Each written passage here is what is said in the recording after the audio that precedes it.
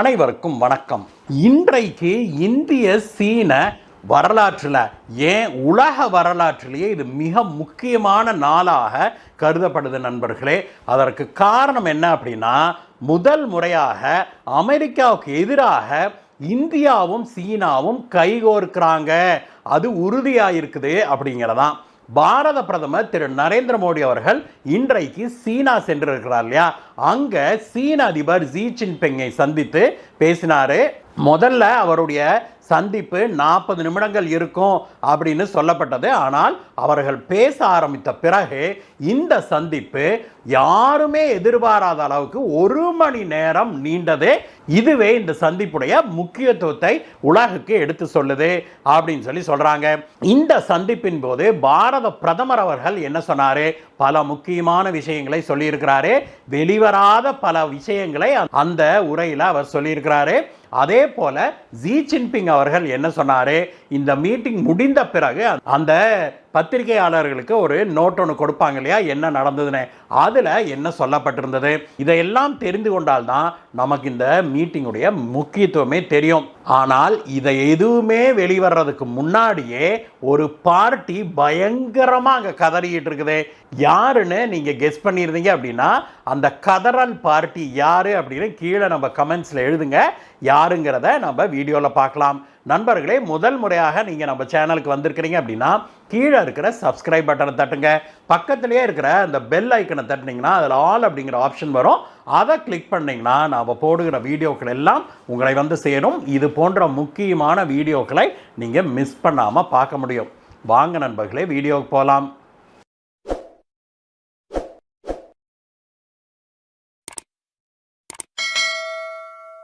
நண்பர்களே, பாரத பிரதமர் திரு நரேந்திர மோடி அவர்கள் 7 வருட கால இடைவெளிக்கு பிறகு முதல் முறையாக சீனா சென்று இறங்கி இருக்கிறாரு. அங்க சென்ற பாரத பிரதமருக்கு சிவப்பு கம்பள வரவேற்பு வழங்கப்பட்டது. அது மட்டும் இல்ல, அந்த வரவேற்பை பார்த்திருந்தோம் அப்படின்னாக்க நமக்கு அப்படியே புல்லரிச்சு போயிடும் நண்பர்களே. இதுவரைக்கும் இந்த மாதிரியான ஒரு மிகப்பெரிய வரவேற்பை எந்த ஒரு பாரத பிரதமருக்கும் சீனா வழங்கியதில்லை அப்படின்னு சொல்றாங்க. பாரத பிரதமருடைய விமானம் வந்து இறங்கின இடத்திலேயே நூற்றுக்கணக்கான சீனர்கள் நடனத்தை அரங்கேற்றி பாரத பிரதமரை வரவேற்றாங்க.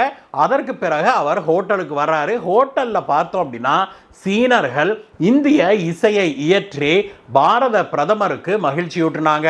அதை பார்த்து விட்டு அப்புறம் பார்த்தா பரதநாட்டியம் ஆடுறாங்க சீன கலைஞர்கள். அத்தனை பேர் அவ்வளவு நளினமாக, அவ்வளவு அழகாக ஒரு வரவேற்பை பாரத பிரதமருக்கு வழங்கினாங்க.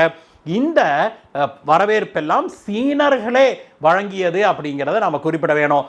இதற்கு பிறகு பாரத பிரதமர் தன்னுடைய வழக்கமான பாணியில சீனாவில் வாழ்கிற இந்தியர்களை, இந்திய பொதுமக்களை சந்தித்தாரு. அப்பொழுது பாரத பிரதமருடைய அந்த பாடி லாங்குவேஜை பார்த்தோம்னாலே உண்மையிலேயே நமக்கு அப்படி ஒரு சந்தோஷமாகவும் புல்லரிப்பாகவும் இருக்குது நண்பர்களே. ஏன்னா உண்மையிலேயே ஒரு உண்மையான ஒரு பாசத்தோட, ஒரு ஜெனுவினான ஒரு அன்போட ஒரு தலைவர் பழகிறத நாம் பார்க்க முடியுது. ஒரு தலைவராக இல்லாம அங்க இருக்கிறவங்களுடைய ஒரு தந்தையாராக, ஒரு தாத்தாவை போல அவர் குழந்தைகளிடம் கொஞ்சியதை பார்க்கும்போது நமக்கு அவ்வளவு சந்தோஷமாக இருந்தது. அதற்கு பிறகு அவருக்கு மேலும் பலவிதமான சிறப்பு வரவேற்புகளை வழங்கினாங்க சீனர்கள். இன்றைக்கு மதியம் சீனாவுடைய நேரப்படி சுமார் 12 மணி அளவில் பாரத பிரதமர் திரு நரேந்திர மோடி அவர்களை சீன அதிபர் ஜி ஜின்பிங் சந்திச்சாரு. இந்தியாவுடைய சார்பில் பாரத பிரதமரோடு இந்தியாவுடைய தேசிய பாதுகாப்பு ஆலோசகரான திரு அஜித் தோவால் இருந்தாரு. அதே போல பாரத பிரதமருடைய லெப்ட் ஹேண்ட் சைடில் பார்த்தோம் அப்படின்னா நம்முடைய ஃபாரின் செக்ரட்டரியை உட்கார்ந்துருந்தாங்க. இது போக மேலும் சில அதிகாரிகள், முக்கிய அதிகாரிகள் இருந்தாங்க. அதே போல நம்முடைய சைடில் ஒரு மிக முக்கியமான விஐபி மிஸ்ஸிங். யாருன்னு பார்த்தோம் அப்படின்னா நம்முடைய வெளியுறவுத்துறை அமைச்சர் திரு ஜெய்சங்கர் அவர்கள். இதை பற்றி நாம் விசாரித்த போது திரு ஜெய்சங்கர் அவர்களுக்கு உடல்நிலை சரியில்லாததால வர முடியாமல் போயிருச்சு. கடைசி நிமிஷத்தில் இந்த மாற்றம் செய்யப்பட்டது அப்படின்னு சொல்றாங்க. அதே சமயத்தில் எதிர் சைடில் பார்த்தோம் அப்படின்னா ஜி ஜின்பிங் அவர்கள் அமர்ந்திருந்தாரு. பக்கத்திலேயே அவங்களுடைய வெளியுறவுத்துறை அமைச்சரான வாங் யி இருந்தாரு. இது போக மேலும் முக்கியமான அதிகாரிகள்லாம் அமர்ந்திருந்தாங்க.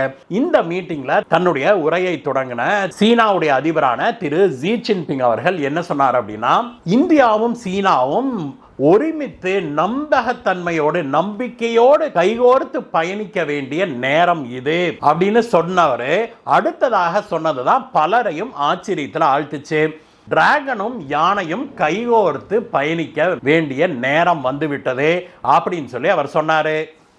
அப்படி நாம் கைகோர்த்து பயணிப்பது இந்திய மற்றும் சீன மக்களுக்கு மிகப்பெரிய பலன்களை கொடுக்கும்.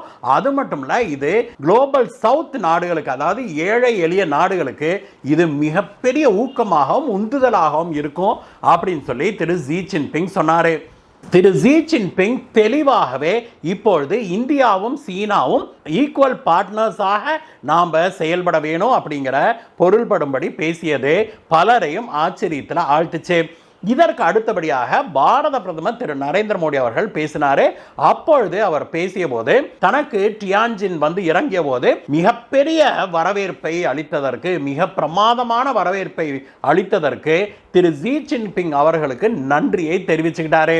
அடுத்ததாக திரு ஜி ஜின்பிங் அவர்கள் இந்த ஸ்கோ அமைப்புடைய பிரசிடென்ட்டாக இருக்கிறார் இல்லையா, இந்த தடவை சீனா விளங்குது இல்லையா, அதற்கு சீனாவுக்கும் ஜி ஜின்பிங் அவர்களுக்கும் தங்களுடைய பாராட்டுதலை தெரிவித்தார் திரு மோடி அவர்கள். அதற்கு பிறகு மோடி அவர்கள் சொன்ன சில விஷயங்கள் தான் பலரையும் ஆச்சரியத்தில் ஆழ்த்துச்சு. முதலாவது மிக முக்கியமான விஷயமாக அவர் சொன்னது என்ன அப்படின்னா, நம்முடைய 2 நாட்டு எல்லை பிரச்சனைக்கு பிறகு இப்பொழுதுதான் நாம் முதல் முறையாக சந்திக்கிறோம். இதில் ஒன்றும் பெரிய மேட்டர் இல்லை மோடி அவர்கள் சொன்னதில். அடுத்தது என்ன சொன்னார் பாருங்க, இப்பொழுது எல்லை பிரச்சனை பார்டர் மேனேஜ்மெண்ட்ல ஒரு மிகப்பெரிய பிரேக் த்ரூ நமக்கு கிடைச்சிருக்குது. அதற்கான அக்ரிமெண்ட்ல நம்ம கையெழுத்து இட்டு இருக்கிறோம் அப்படின்னு சொன்னாரு. அதாவது எல்லை பிரச்சனை தீர்வதற்கு ஒரு மெக்கானிசத்தை உருவாக்கி இருக்கிறோம், அதற்கான ஒப்பந்தத்தில் நம்ம கையெழுத்திட்டு இருக்கிறோம் அப்படின்னு பாஸ்ட் டென்ஸ்ல சொல்றாரு. அதாவது ஏற்கனவே அக்ரிமெண்ட் போட்டாச்சு அப்படின்னு சொல்லி பாரத பிரதமர் சொல்றாரு.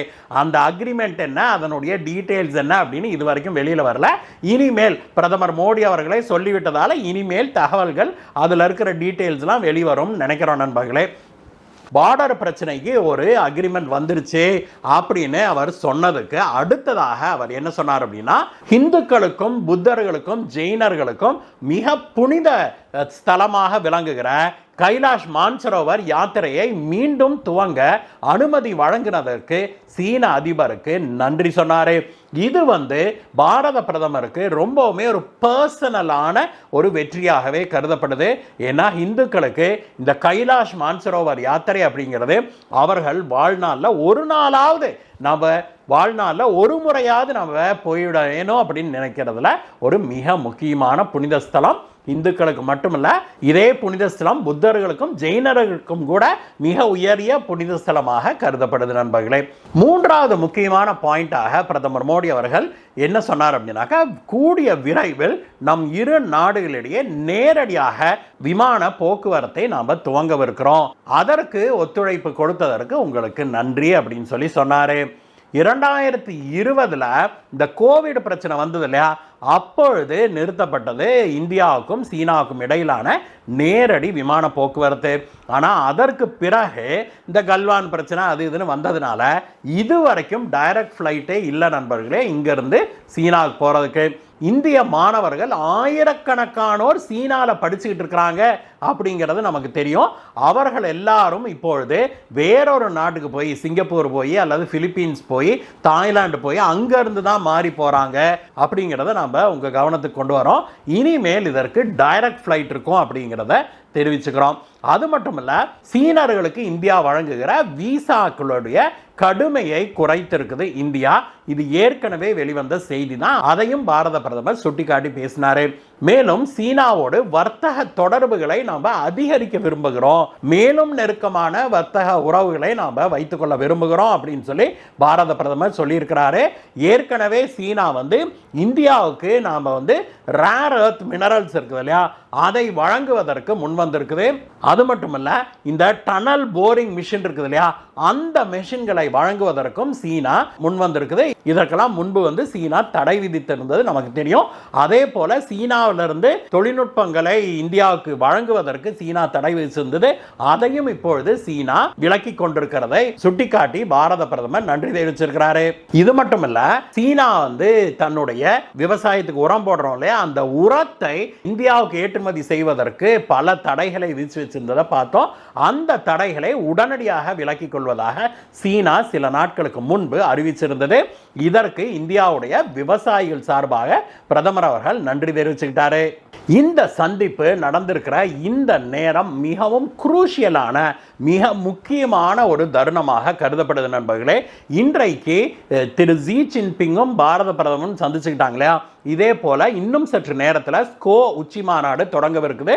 அந்த மாநாட்டின் போது 20க்கும் மேற்பட்ட உலக தலைவர்கள் அங்கே சந்திக்கவிருக்கிறாங்க. மிக முக்கியமாக ரஷ்யாவுடைய அதிபரான திரு புட்டின் அவர்கள் அப்பொழுது அங்கு பாரத பிரதமரோடு சந்திப்பாரு. நாளை புட்டின் அவர்கள், ஜி ஜின்பிங்கை, இந்திய பிரதமர் மோடி அவர்கள் மூவரும் சந்திப்பார்கள் அப்படின்னு எதிர்பார்க்கப்படுது. இப்பொழுது புட்டினும் ஜி ஜின்பிங்கும் இந்தியாவோடு கைகோர்த்து கொண்டு அமெரிக்காவுக்கு எதிராக நம்ம 3 நாடுகளும் சேர்ந்து ஒரு ஃப்ரண்ட்டை உருவாக்கணும் அப்படின்னு சொல்லி திட்டமிட்டு வருவதாக சொல்லப்படுது.